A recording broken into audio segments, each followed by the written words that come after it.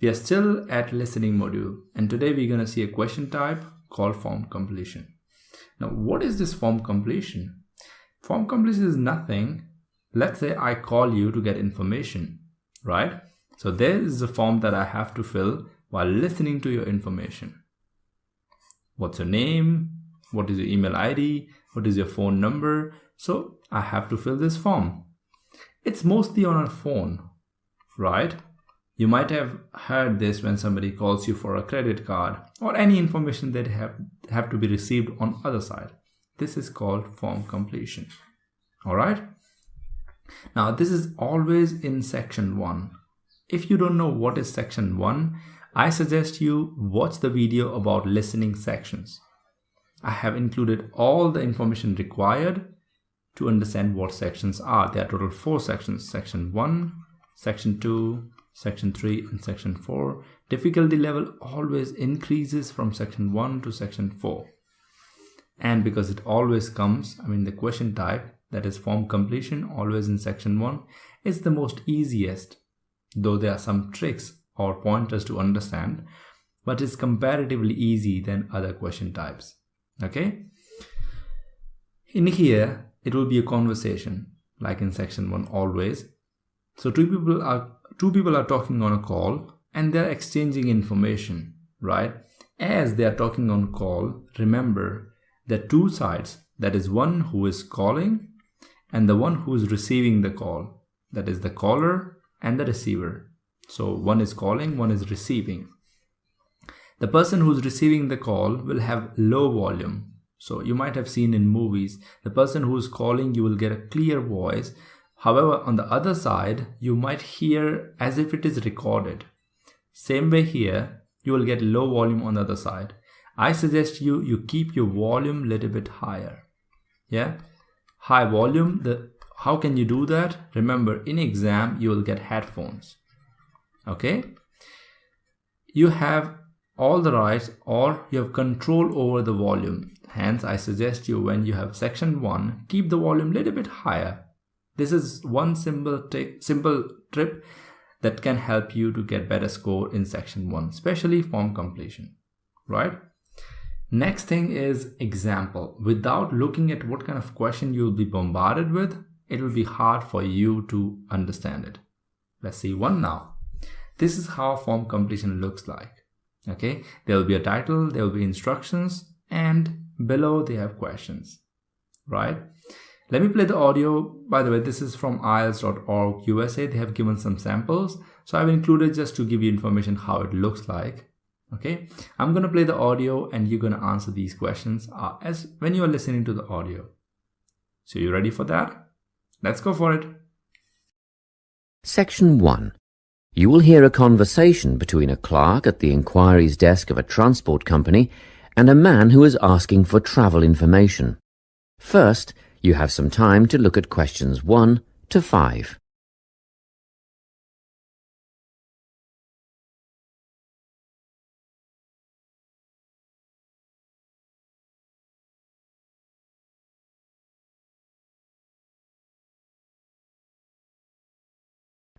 Now we shall begin. You should answer the questions as you listen, because you will not hear the recording a second time. Listen carefully and answer questions 1 to 5. Good morning, TravelLink. How can I help you? Good morning. I live in Bayswater and I'd like to get to Harbour City tomorrow before 11 a.m. Well, to get to Bayswater... No, I live in Bayswater. My destination is Harbour City. Oh, sorry. Right, so that's Bayswater to Harbour City. Are you planning to travel by bus or train? I don't mind, really. Whichever option is faster, I suppose. Well, if you catch a railway express, that'll get you there in under an hour. Let's see. Yes, if you can make the 9:30 a.m. express, I'd recommend you do that. Great. Which station does that leave from? Helendale is the nearest train station to you. Did you say Helensvale? No, Helendale. That's Helendale. What's the best way to get to the Helendale station then? Well, hang on a minute while I look into that. Now, it seems to me that you have two options. Option 1 would be to take the 7:06 bus from the Bayswater Shopping Centre to Central Street. When you get there, you transfer to another bus which will take you to the station. Or the second option, if you don't mind walking a couple of kilometres, is to go directly to Central Street and get straight on the bus going to the train station. OK, which bus is that? The 792 will take you to the station. I guess the walk will be good for me, so that might be the better option. What time do I catch the 792? There are 2 buses that should get you to the station on time, one just before 9 o'clock and one just after. But look, at that time of the morning it might be better to take the earlier one, just in case there's a traffic jam or something. The 8:55 is probably safer than the 9:05. Yeah, I don't want to miss the train, so I'll be sure to get on the 5 to 9 bus. And we are back. I hope you found all the answers, and I hope you found them correct, because we're going to look at the answers now. For the first one, it's 9:30 a.m. For the second one, Helendale. For the third one, Central Station. Fourth one, number or NO or hash. Pound sign. You can call it hash. And then 792. It's universally accepted, and hence you can also use it. And last one, 8:55 a.m. Remember, if it's a spelling mistake here, it's incorrect. Right? Let's see. Now, let's see some pointers. What are these pointers? Pointers are tips that help you to get the answers easily. They make your life easy while you're looking for answers while listening to the audio. So you might, from now, you will be getting tips which are called pointers in your all question types. So when I say pointers in my audio or in the video, what I mean is tips that can help you find the answers. Let's see the first one for this kind of question. Instructions are very important. And where are those instructions? Where are they hidden? Let's see the question type which you have seen recently, previously in 2 points earlier. As I said, always read the instruction. But what to read, we'll see. You see in here, we have this question type you will get in exam. In that, this one is the instruction. Yeah, these are the instructions that you will get in exam. Write no more than 2 words and or a number for each answer. Let me just zoom in to get an idea what it means by that. What does it mean? No more than 2 words means you cannot go beyond 2. You can write answer as 1 word or 2 words. For an example, I say cute cat. Well, cats are my favorite. So this is correct. If I add a cute cat, it's incorrect. So watch out. When they have mentioned not more than 2 words, it has to be 2 words or 1 word. What if they have mentioned not more than 4 words? Then it is 4 words allowed. So you can have 1, 2, 3 or 4 max. You cannot write more than 4 words. Now what is this last part? And or a number for each answer. When they say and or a number, it means that you can add a number to these 2 words. If it is a number. What I mean by that, I'll show you. See, we have an answer here which we have seen earlier, 9:30 a.m. Right? You see that 9:30 is a number and then a.m. is a word. Let's say we have an example where we say 2 little boats. This won't be a trouble. The reason is we have fulfilled the 2 words instruction or the rule, and then number is added. This is still fine according to the instruction. Right? You might be thinking, oh, this is 3. These are not 3. This is 1 word, second word, and or a number. This is still fine. Okay, I hope you understand what I mean by that. Good. And it is really important. If in case it comes like you have only 1 word to write, you cannot write 2 words. Remember that. Now moving ahead, we have to predict. Prediction is important. What is the meaning of prediction? Let's see. So this is the question which you have seen recently. The question paper. What would you predict for this answer? What kind of information can be predicted? The information that can be predicted is what will be the answer or the part of speech, and who will be providing the answer. Why did I write who?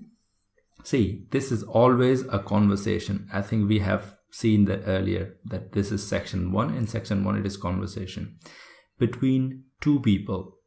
So who will be providing you answer? You can get an idea from predicting. Second thing, what will be the answer? Just a guess, or you can guess the part of speech. Now, what are these part of speech? I think you know what part of speech is. If you don't in detail, please go through the grammar video. The first video itself will be helping you what are part of speech in detail, right? So we have nouns, verbs, adverbs, adjectives, pronouns. You must be knowing this 8, okay? If you don't, as I said, go to the video. Now you can predict. Express train leaves at, it could be a time. The nearest station is, could be what? The name of a station, that's noun, right? Same way you predict the answer, because you will be given time to read the question. Right, 5 of these questions you will be given time. In that time, you predict, you expect an answer.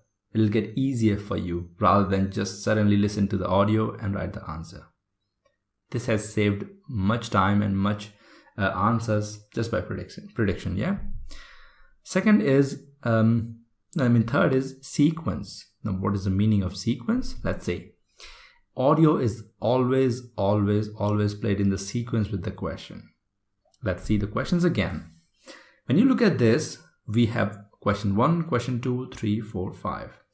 When the audio is being played, they'll talk about this information, number 1. Then they'll talk about this information, number 2. There can be information between these, but what they can't do is they'll talk about information number 4 and then suddenly go back to 1. They cannot. They have to go in the same sequence. Always, in every kind of question and listening, they have to go in the same sequence.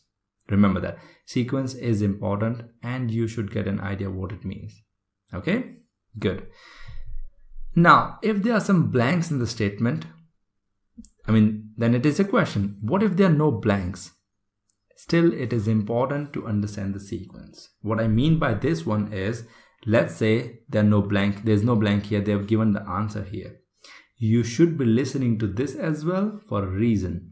You have to maintain the sequence, right? What if this answer is provided by them and they continue talking about it and you say, oh, there's no question here, there's no blank here, I can go proceed here. No, because you might miss where is the next one coming.